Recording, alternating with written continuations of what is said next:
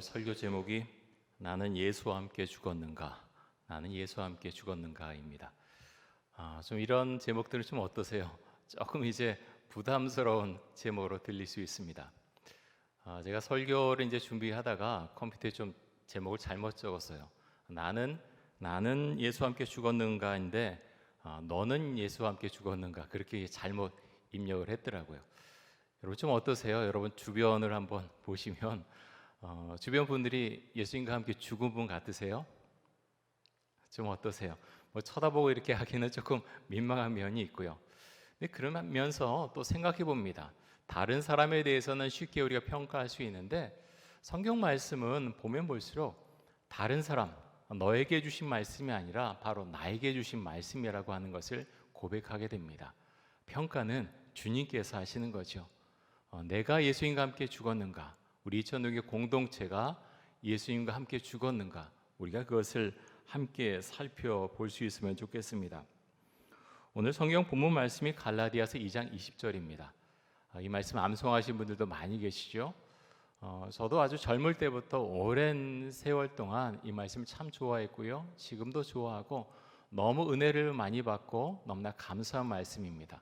그럼에도 불구하고 여전히 정말 많은 부담이 되기도 하고 또 은혜를 받기도 하고 여러 가지가 함께 묻혀져 있는 그런 말씀입니다. 처음에 본문 말씀이 이렇게 시작되지요. 내가 그리스도와 함께 십자가에 못 박혔나니. 굉장히 무시무시하게 시작이 됩니다. 내가 그리스도와 함께 십자가에 못 박혔나니. 이게 바울의 마음이에요. 바울의 고백이죠. 바울의 마음 가운데 그런 마음이 있었어요. 주님, 제가 예수님과 함께 십자가에 못 박혀서 저는 이미 죽었습니다. 저는 죽은 사람입니다. 제자 훈련 하다 보면은 그 교재에 그런 내용이 좀 있어요.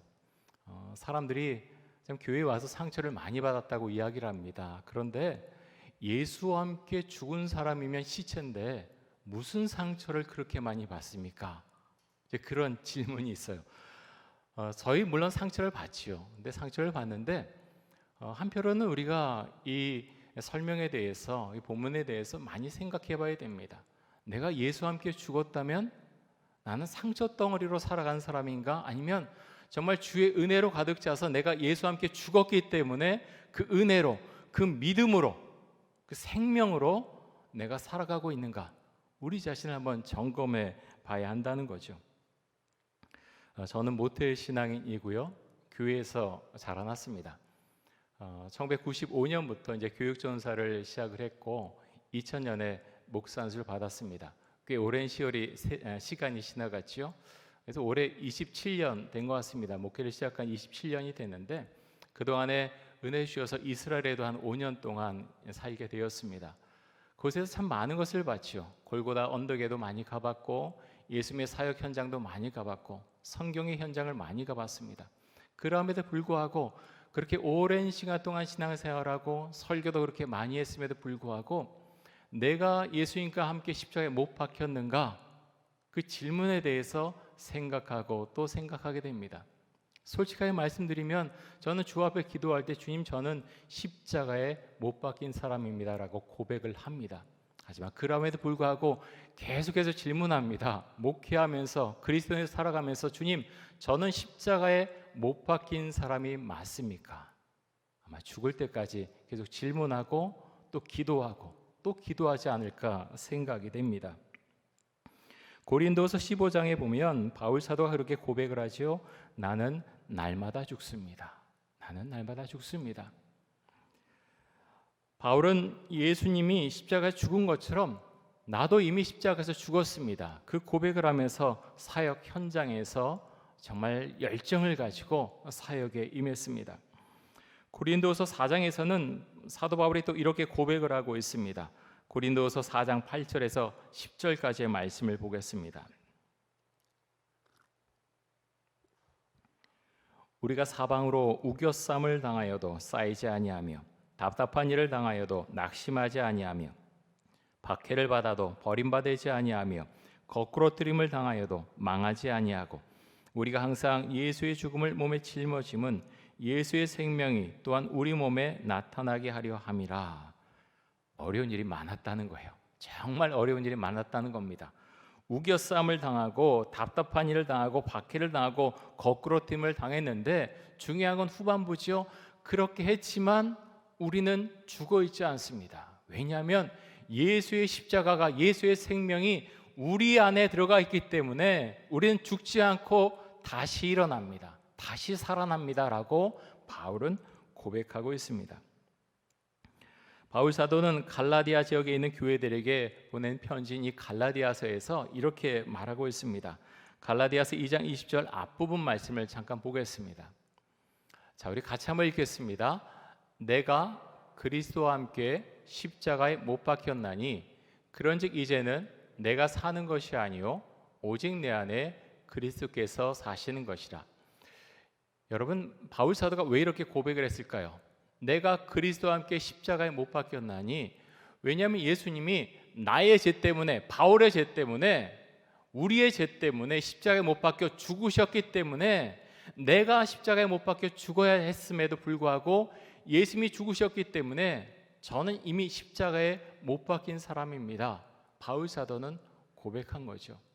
사랑하는 성도 여러분, 이런 고백이 우리에게 있을 수 있기를 간절히 원합니다. 세상의 상식으로는, 지식으로는 이해 못합니다. 이게 무슨 해괴망측한 말입니까? 십자가에 못 박혀 죽었다니. 아니, 로마 시대에 가장 흉악한 그런 형벌인 십자가, 그 십자가를 계속 이야기하면서, 그걸 이야기하면서 십자가에 못 박혀 죽었다, 그 고백을 하는 것 정상입니까? 라고 그렇게 반응할 수 있습니다. 그런데 우리는 압니다. 십자가에 못 박혀 죽은 것이 무엇인지 우리는 알죠. 잠깐 말씀 비춰주세요. 내가 그리스도와 함께 십자가에 못 박혔나니, 그러면 어떻게 되죠? 십자가에 못 박혔다는 고백이 있으면 그런즉 이제는 내가 사는 것이 아니요 오직 내 안에 누가 사신다고요? 그리스도께서 사시는 것이라. 내가 십자가에 못 박혀 죽었습니다 하는 순간에 그 고백이 있는 이후에 어떤 현상이 일어나느냐 하면 예수님이 우리의 마음속에, 내 마음속에 들어오신다고 하는 것입니다. 그래서 이 고백이 있은 후로는 예수님과 함께 이 세상을 살아가게 된다고 하는 것이죠. 올해는 코로나 때문에 제자 훈련을 우리 만나서 하지 못하고요, 줌으로 이제 온라인으로 진행을 했습니다. 이번 주 화요일에 한 번만 더 하면 이제 마치게 됩니다. 우리 권사님들 6분 참여하셨는데 정말 열심히 하셨어요. 예습하는 거, 뭐 과제하는 거 한 분도 빠짐없이 잘 하셨고요. 한 번도 빠진 적이 없이 열심히 잘 하셨습니다.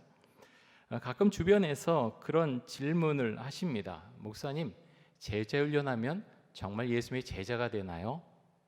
저는 이렇게 답변을 드립니다. 저도 잘 모릅니다. 제 솔직한 답변입니다. 제자 훈련하지 않아도 예수님의 제자로 살아가는 분들이 있고요, 제자 훈련을 여러 번 해도 여전히 예수님의 제자로 살아가지 못하는 사람들도 있습니다. 그것은 저의 영역이 아니죠. 그거는 본인과 주님과의 사이에서 이루어지는 일입니다. 그런데 제자 훈련을 계속하는 이유가 무엇일까요? 제자 훈련을 통해서 우리의 신앙이 어떠한가 사실 점검할 수 있습니다. 그 안에 신앙인이 어떤 사람인지, 내가 십자가에 못 박힌 것이 무엇인지, 나는 무엇을 위해서 살아가야 되는지 그 안에 내용이 정리되어 있습니다.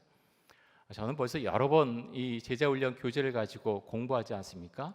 그런데 이상하게요, 꼭 처음 보는 것 같은 그런 말씀들이 여러 곳에 있어요. 그러면서 도전을 받아요. 내가 정신 차려야 되겠구나. 주께서 이렇게 말씀하신구나. 내가 은혜 속에 살아야지. 계속 도전을 받고요, 계속 은혜를 받습니다. 그러면서 또 제자훈련하는 이유 두 가지를 생각해 보면, 주님께서 하늘나라로 올라가시기 전에 이렇게 말씀하셨죠. 너희는 가서 모든 민족을 제자로 삼아라. 너희는 가서 모든 민족을 제자로 삼아라. 모든 민족을 제자로 삼으려면 먼저 우리가 제자가 돼야 되겠지요. 그렇기 때문에 제자훈련을 하고 있습니다. 두 번째, 제자훈련하는 이유는요, 예수님께서 제자들 훈련했던 그 사역의 현장, 그 모습들을 계속 생각하고 또 그 내용을 알기 때문입니다. 예수님께서 12명을 제자로 초청하셔서 3년 동안 그들에게 말씀을 전하시고 사역 현장을 함께 하시죠. 예수님에게 직접 배웠습니다. 그들은 직접 배웠죠. 하나님의 말씀을 배웠고 또 예수님께서 병자들을 고친 모습도 봤고 심지어 죽은 사람이 살아난 것도 봤습니다.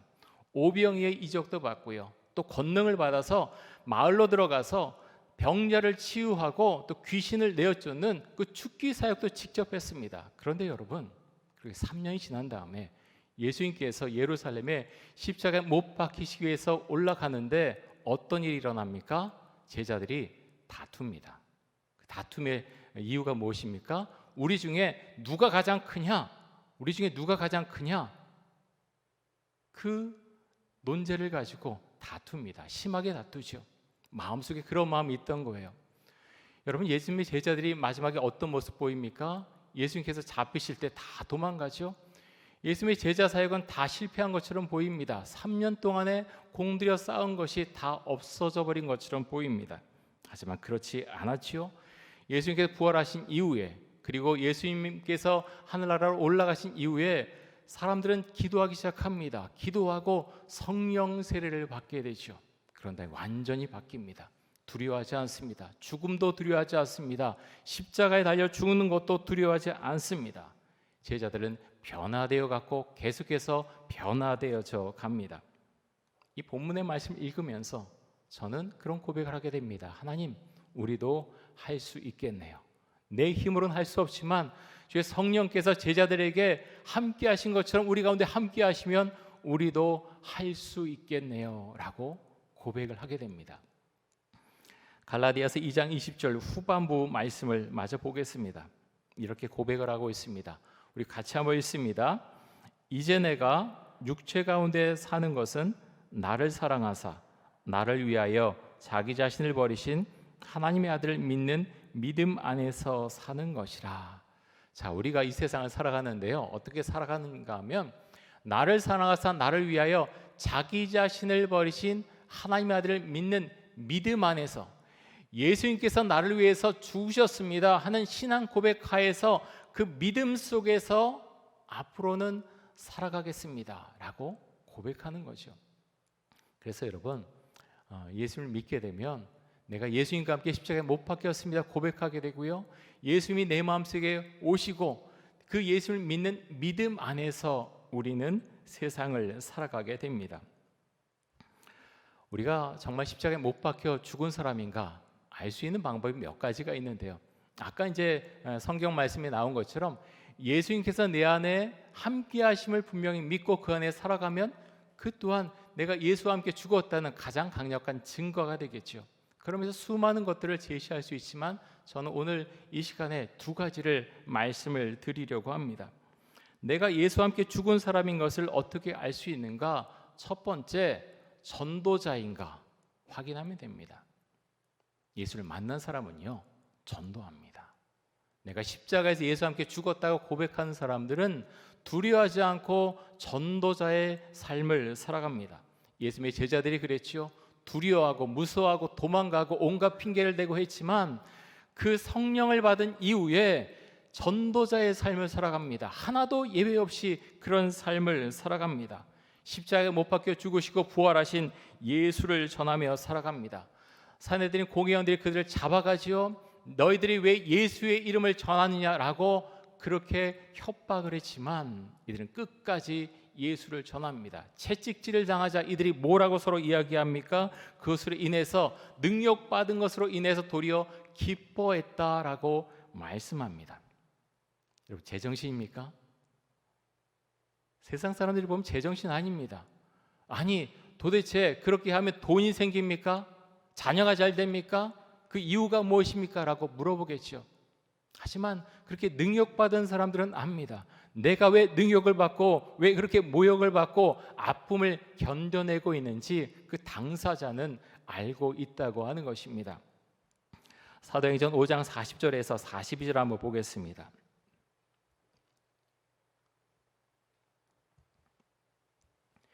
그들이 옳게 여겨 사도들을 불러들여 채찍질하며 예수의 이름으로 말하는 것을 금하고 놓으니 사도들은 그 이름을 위하여 능욕받는 일에 합당한 자로 여기심을 기뻐하면서 공회 앞을 떠나니라. 그들이 날마다 성전에 있든지 집에 있든지 예수는 그리스도라고 가르치기와 전도하기를 그치지 아니하니라. 예수가 우리 안에 들어오면요, 전하게 됩니다. 내가 만난 그 예수님이 어떤 분이신지, 왜 나를 위해서 십자가에 못 박혀 죽으셨는지, 내가 어떤 삶을 살아가야 되는지, 나의 삶의 목표는 무엇인지, 내가 죽은 이후에 어떤 세계가 있는지 이야기하게 됩니다. 예수를 모르는 사람에게 내가 만난 예수에 대해서 설명하게 되겠지요. 사도들도 그랬습니다. 바울과 실라도 그랬지요. 빌립보에서 복음을 전하다가 관리들에게 붙잡혀서 아무 이유도 없이 매를 맞고 감옥에 갇히게 됩니다. 감옥에 갇힌 그들이 무엇을 합니까? 바울과 실라는 하나님을 찬양합니다. 하나님께 기도했습니다. 그러자 지진이 일어나죠. 그 위에 어떤 일이 일어납니까? 바울과 실라는 간수장과 그 가족들에게 복음을 전합니다. 여러분, 이상하지 않습니까? 그렇게 모욕당하고 아무 이유 없이 매를 맞고 감옥에 갇혔는데 그들이 가장 하고 싶어하는 것이 무엇입니까?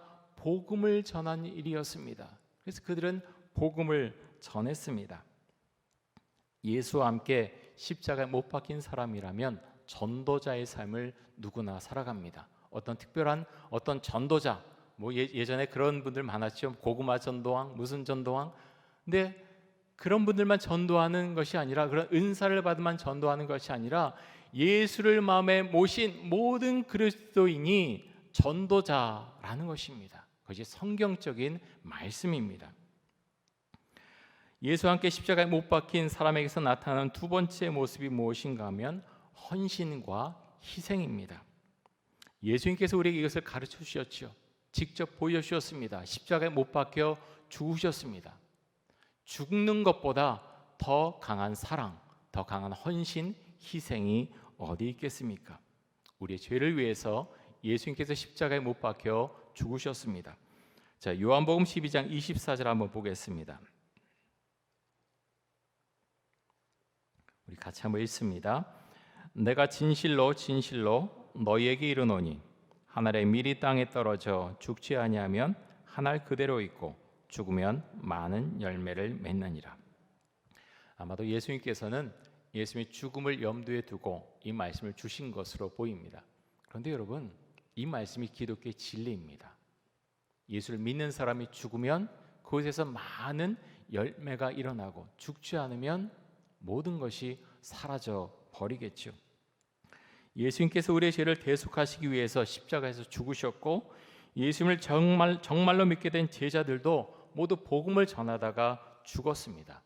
베드로는 십자가에 거꾸로 달려 죽었다고 하고, 또 제자들 모두 이곳저곳으로 흩어져서 복음을 전하다가 고난을 당하고 죽었습니다. 예수를 믿으면 복을 믿는다고 하는데 이들은 왜 이런 최후를 맞이했던 것일까요? 여러분은 어떤 복을 받고 싶으십니까? 신학 중에 번영신학이라고 하는 신학의 이름이 있습니다. 번영신학. 국어사전에 찾아보니까 이렇게 설명을 하고 있었습니다. 자, 이렇게 설명합니다. 번영신학. 하나님을 믿으면 복이 따라서 성공과 번성을 할 수 있다고 주장하는 신학. 잘 보십시오. 하나님을 믿으면 복이 따라서 성공과 번성을 할 수 있다고 주장하는 신학. 이 말이 맞나요? 맞는 것도 같고 아닌 것도 같고, 언뜻 보면 맞는 것 같습니다. 그렇죠. 예수님 믿으면 주께서 내 삶을 형통케 해주시겠다라고 말씀하셨죠. 이 번영신학의 문제는요, 이 가운데 고난이 없다는 것입니다. 미국의 어느 대형교회 목사님께서 그의 책에서 이런 이야기를 했습니다. 설교 때도 또 제가 들었는데요, 그런 이야기를 합니다. 어느 멋진, 정말 미국에서도 아주 정말 멋있게 보이는 넓고 아주 멋진 집을 바라보면서 그 사모님과 함께 그 주변을 돌았다는 거에 계속 기도하면서, 하나님, 이 집을 저에게 주십시오. 이 집을 저에게 주십시오. 하나님께 그 집을 주셨습니다. 여러분, 이것은 축복일까요? 은혜일까요? 아니면 잘못된 것일까요? 하나님께서 그 마음을 주시고 그래서 주시기 원하셨다면 그것은 아무 문제가 없습니다. 그런데 그분의 책과 또 설교를 제가 들으면서 하나 느끼게 되는 것은 이분의 설교와 신학 가운데 고난이 없다는 것입니다. 아무리 찾아봐도 고난이 없습니다. 예수의 십자가 고난이 없습니다. 성경은 예수를 믿으면 복을 받는다고 말씀하죠. 그런데 한편으로 또 이렇게도 말씀합니다. 마태복음 16장 24절과 25절입니다. 우리 같이 한번 읽겠습니다. 이에 예수께서 제자들에게 이르시되 누구든지 나를 따라오려거든 자기를 부인하고 자기 십자가를 지고 나를 따를 것이니라.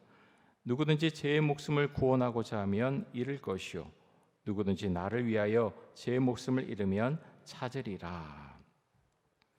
예수님의 제자들이나 바울 사도는 이 말씀 그대로 따라갔습니다. 예수를 위해 살다가 예수를 위해 죽었습니다. 여러분, 이분들은 복을 받지 못한 사람들일까요? 성경은 예수 믿는 자체가 복이다라고 말씀합니다. 그리스도와 함께 십자가에 못 박힌 사람, 그 두 번째 나타난 모습이 헌신과 희생이라고 말씀을 드렸습니다.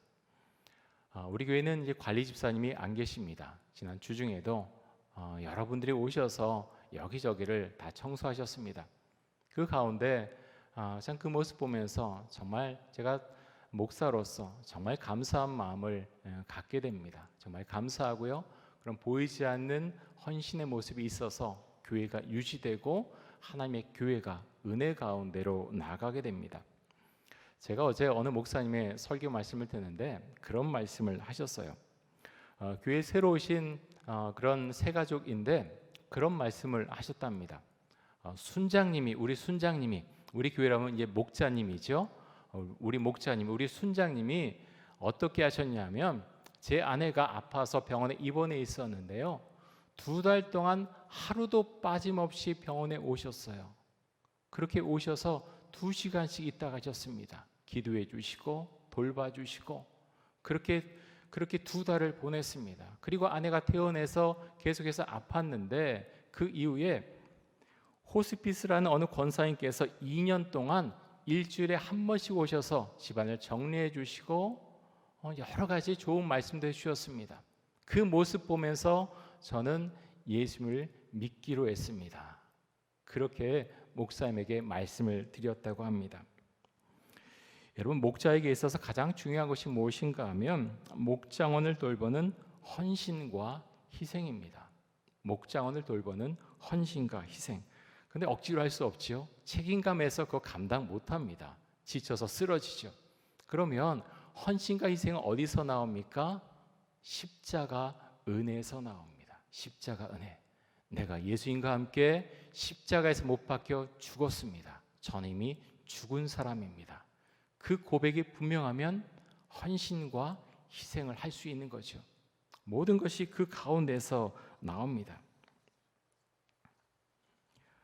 우리 교회에도 이렇게 헌신하고 희생하는 분들이 계십니다. 그 은혜 때문에 교회가 은혜 가운데 있을 수가 있는 거죠. 그런데 놀라운 것은 이렇게 헌신하고 희생할 때 참 내가 손해본다, 왜 나만 손해봐야 되지?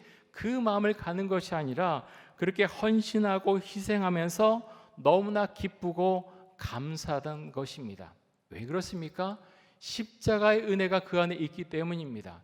내가 예수와 함께 십자가에 죽었습니다 고백한 그 순간에 예수님이 내 안에 들어오셔서 나와 함께 하시고 그렇게 하는 것을 인도하시고 그렇게 했을 때 기쁨을 주었기 때문에 마치 예수를 전하다가 그렇게 매를 맞고 나왔지만 능력을 받았지만 그로 인해서 기뻐한 예수님의 제자들처럼 기쁘다는 것입니다.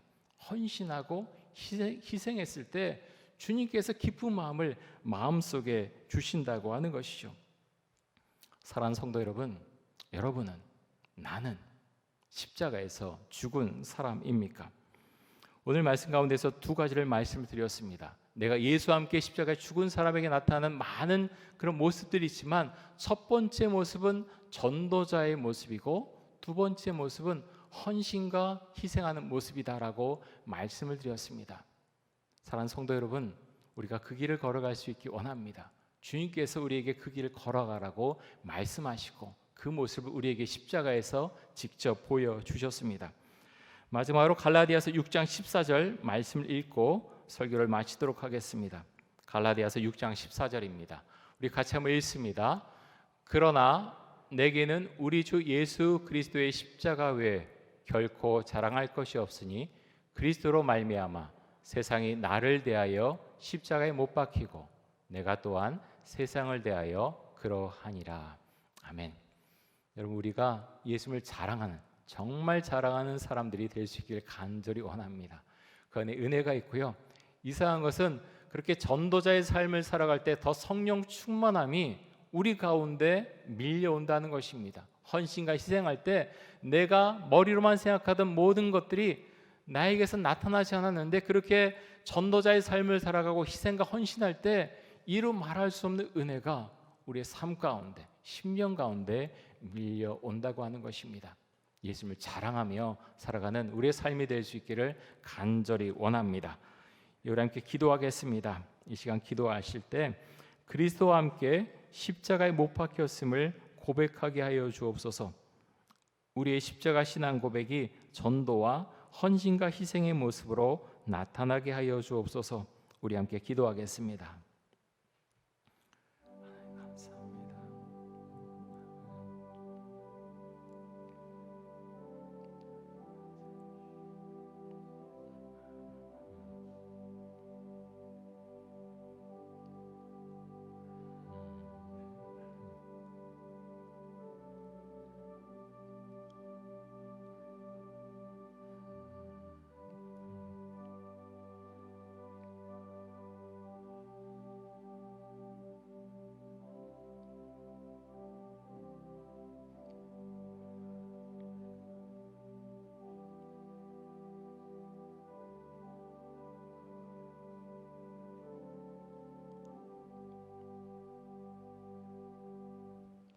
하나님 감사합니다. 예수님을 알게 해주시고 예수님을 믿게 해주시고 내가 예수님과 함께 십자가에 못 박혔습니다. 그 고백을 할 때 주님께서 우리의 심령 가운데 들어오셔서 우리와 함께 살고 우리의 삶을 인도해 주시니 감사합니다.